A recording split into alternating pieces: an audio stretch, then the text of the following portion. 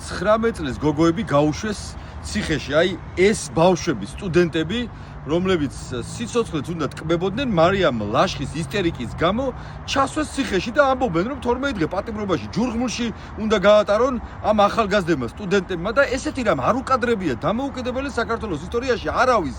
აი დამოუკიდებელი საქართველოს ისტორიაში კი არა, არ მახსენდება საქართველოს ისტორიაში ასე ექცეოდნენ სტუდენტებს, ახალგაზრდებს და ყოველდღიურ რეჟიმში. ფაქტობრივად მიგვაჩვიეს, რომ მე რა ეხა თუ ვიღაცა დააპატიმრეს, ციხეში გაუშვეს, არა უშავს, რაღაცა ერთდღიან ნიუსებად გადაიქცა, რომ თურმე პატიმრობაში უნდა გაუშვან ადამიანები. ამ მართლა ნაძირლებმა და ბოდიშის მოხდით უნდა ვთქვა.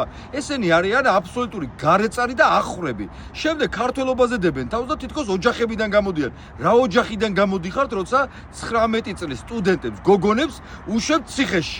ესე იგი დასახიჩრება, წამება, არაადამიანური მოპყრობა, არაფრად ჩააგდეთ, არაკმარეთ ამ ახალგაზრდებს და ახლა ყველას ცდილობთ, რომ ასე გაასამართლოთ და ციხეში დილეგებში გაუშვათ. ყველამ უნდა გაიაზროს ერთი რამე.